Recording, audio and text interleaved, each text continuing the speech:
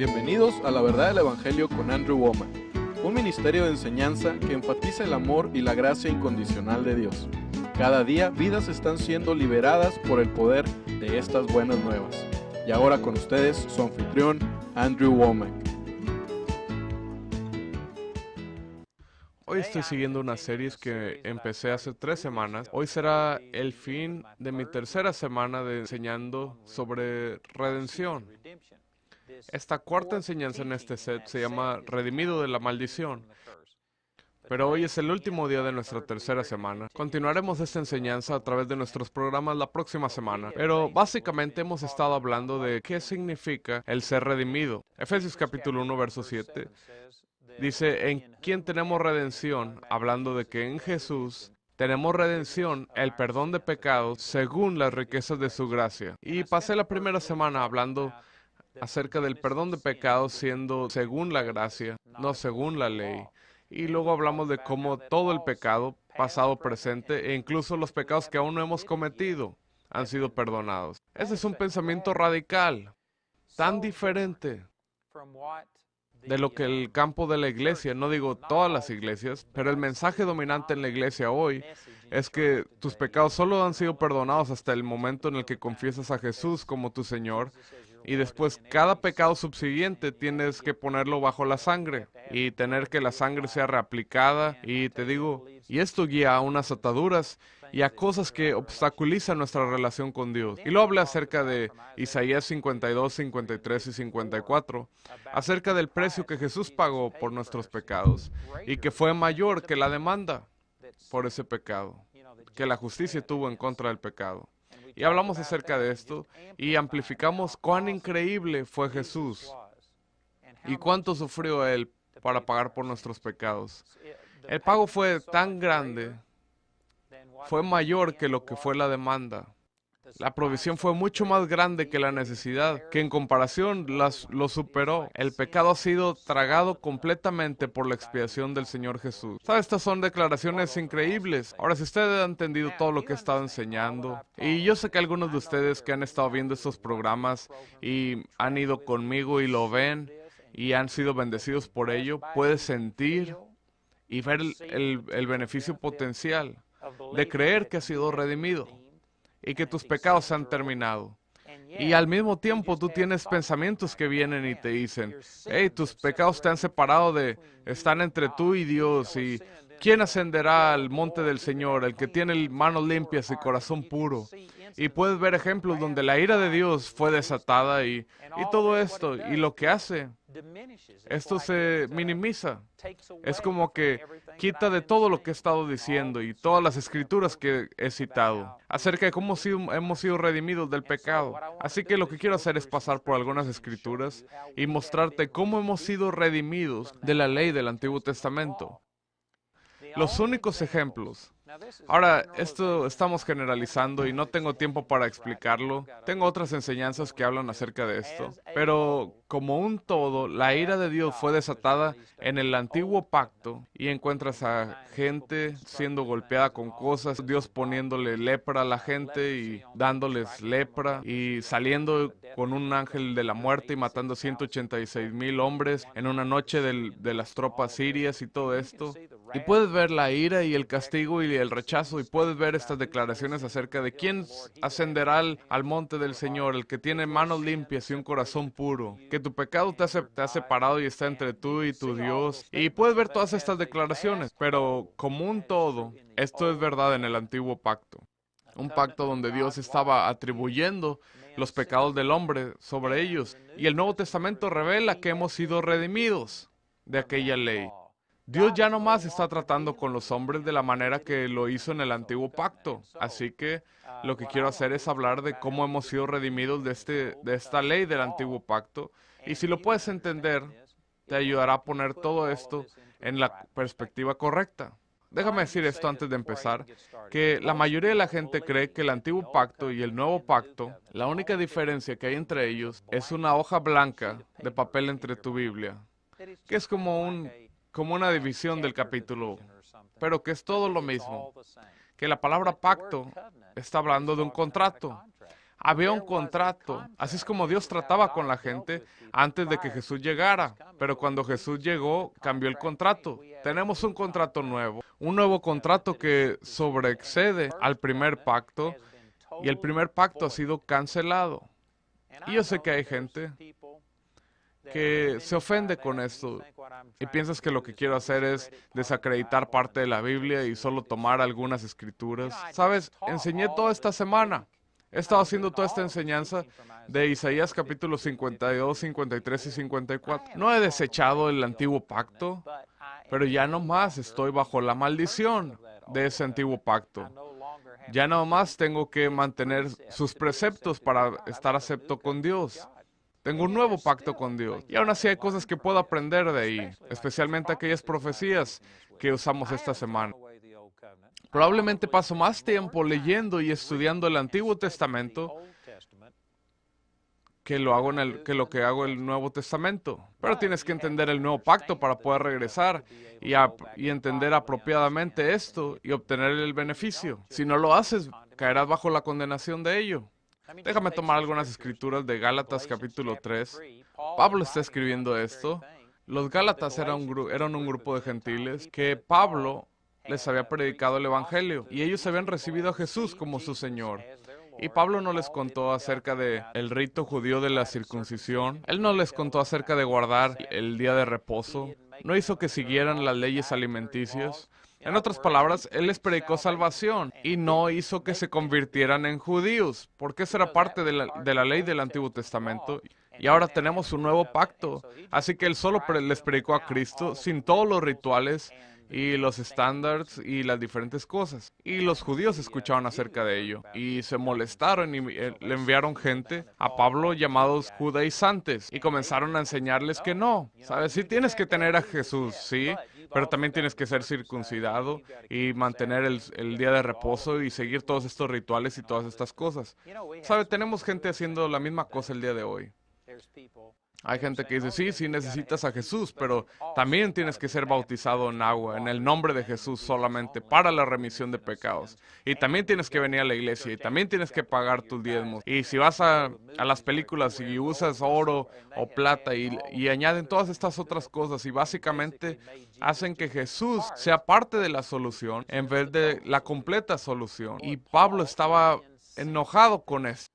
Y deberíamos de estar molestos hoy con la gente que hace que Jesús sea solo una porción de la solución y aún así predican todas estas cosas legalistas que tienes que hacer para estar justamente con Dios. Así que aquí está Pablo en Gálatas capítulo 3 y dice, oh Gálatas insensatos, ¿quién os fascinó?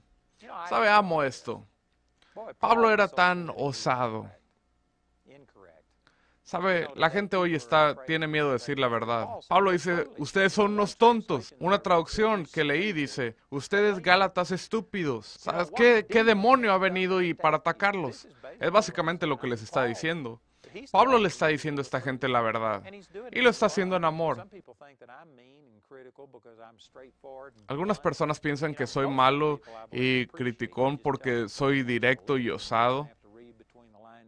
Así que yo pienso que la mayoría de la gente aprecia que sean directos. Pero hay gente que sí se ofende conmigo. ¿No te caería bien Pablo cuando él dijo en Mateo capítulo 23? Ustedes escribas y fariseos, ustedes hipócritas, ustedes sepulcros blanqueados. ¿Sabe qué? Lo correcto políticamente, la manera que no le puedes decir a una persona que están gordos. Tienes que decir que están robustos. No les puedes llamar chaparros y todas estas cosas. Es una tontería absoluta. Es una estupidez.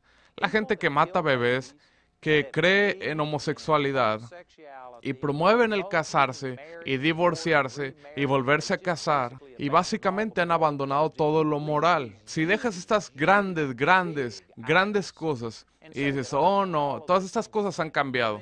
Entonces ellos vienen y empiezan a colar una mosca aquí, comer cosas fritas y ahora eres del diablo y ese es el nuevo pecado y es la cosa terrible. Y le digo, ¿sabe? Gente está colando una mosca y se están tragando el camello. Encontrarás que ellos llaman al bien mal y al mal bien.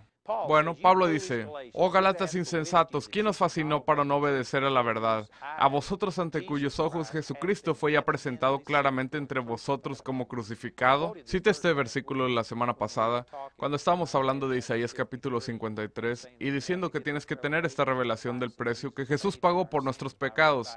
Por revelación, tiene que venir como una revelación del Espíritu Santo. Yo cité este versículo, y de eso está hablando Pablo. Ellos físicamente no vieron a Jesús crucificado, pero lo habían visto en su corazón, a través del mensaje que Pablo les había traído. Y versículo 2, dice, esto solo quiero saber de vosotros. ¿Recibisteis el Espíritu por las obras de la ley o por el oír con fe? Por supuesto, la respuesta obvia es, ¿cómo recibieron el Espíritu Santo? Esa redención y el estar justo delante de Dios. Pablo sabe cómo lo recibieron, porque él fue quien les predicó a ellos, y ellos lo recibieron al creer. No tuvieron que circuncidarse, no tuvieron que guardar el día de reposo, no tuvieron que convertirse en un judío y seguir todos los rituales judíos. Hay partes del cuerpo de Cristo hoy que están regresando y tratan de tomar a los cristianos de vuelta a sus raíces judías y quieren volvernos en judíos. ¿Sabe? Pablo odiaría esto. Pablo no seguiría esto. Esto no es algo de Dios para hacer. Hay algunos beneficios al entender las tradiciones porque te ayuda a entender la palabra de Dios. ¿Sabe? No odio a los judíos, pero le garantizo que no estoy deseando convertirme en un judío. Soy un cristiano y esto es mejor. Amén. Aquellos de ustedes que están molestos, no me escriban acerca de ello, no lo voy a leer. Así que dice versículo 3, ¿tan necios sois? Habiendo comenzado por el Espíritu, ¿ahora vais a acabar por la carne? ¿Tantas cosas habéis padecido en vano? Si es que realmente fue en vano. Aquel, pues, que os suministra el Espíritu y hace maravillas entre vosotros, ¿lo hace por las obras de la ley o por el oír con fe? En otras palabras, ¿por qué suceden las maravillas? ¿Porque vives santo o porque tú le crees a Dios? Solo porque le crees a Dios. Si esta es la manera que recibiste salvación y ves los milagros suceder, ahora vas a desertar todo esto y tratarás de merecer las bendiciones de Dios en tu vida. Dice en versículo 6, así Abraham creyó a Dios y le fue contado por justicia. O podrías decir que le fue atribuido. Abraham no fue justo porque hizo todo bien. Él se convirtió en justo porque creyó la promesa de Dios. Esta es una cita de Génesis capítulo 15. Y versículo 7 dice, sabed por tanto que los que son de fe, estos son hijos de Abraham. Y esto está contrastando la fe con las obras. Aquellos que solo creen y reciben como una dádiva son los que reciben de Dios, no aquellos que tratan de merecerlo. Así que versículo 8 dice, y la Escritura, previendo que Dios había de justificar por la fe a los gentiles, dio de antemano la buena nueva a Abraham, diciendo, en ti serán benditas todas las naciones. En otras palabras, la manera que Abraham recibió la bendición de Dios, solo porque le creyó, bueno, Dios dijo que todas las naciones serán bendecidas a través de este mismo método. O crees como Abraham creyó, o tratas de merecer la bendición de Dios a través de vivir en cierto estándar de santidad, entonces vas a caer bajo la maldición de esa ley. Versículo 9, de modo que los que son de la fe son bendecidos con el creyente Abraham, porque todos los que dependen de las obras de la ley están bajo maldición, pues escrito está, maldito todo aquel que no permaneciera en todas las cosas escritas en el libro de la ley para hacerlas. ¿Sabe? La gente que predica, tienes que ser santo y si hay pecado en tu vida, Dios no te bendecirá y tienes que hacer esto y esto y esto, o la ira de Dios vendrá sobre ti y Dios no te usará y todas estas cosas. Gente que predica esto. Si te empiezas a juntar con ellos y les preguntas, ¿eres perfecto? ¿Haces todo bien? ¿Alguna vez has pecado? ¿Tú siempre eres perfecto? Esa gente que predica esto te dirá, no, no soy perfecto, pero soy más perfecto que tú. Pues a esto se refiere esto. Dice aquellos que son de las obras de la ley. La gente que piensa que tienes que ser bueno para merecer la bendición de Dios. Dice que están bajo la maldición de la ley.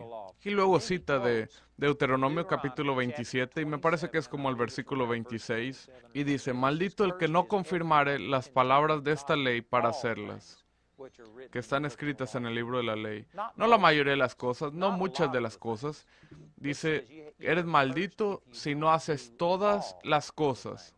Y el estándar que Dios dio y la ley estaba tan detallada, estaba tan alta, estaba mucho más allá de la habilidad de cualquier persona para mantenerla, para guardarla, que todos nosotros estamos malditos a causa de la ley. Hubo una maldición puesta sobre toda la raza humana. Así que si tú estás pensando que de alguna manera te puedes redimir a ti mismo por tus propias acciones, en vez de tener un redentor que pagó el precio por ti, o si estás pensando, bueno, Jesús tiene que proveer el pago mínimo, me lleva a cierto nivel, pero luego después le tengo que agregar mi propia benignidad y mi propia justicia.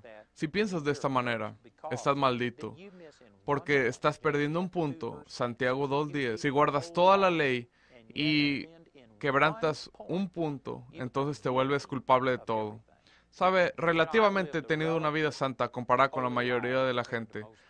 Nunca he tomado un trago de licor, nunca he fumado un cigarrillo, nunca he usado una mala palabra. He sido el Señor justo, he vivido santo comparado con la mayoría de la gente, pero sí he sido egoísta.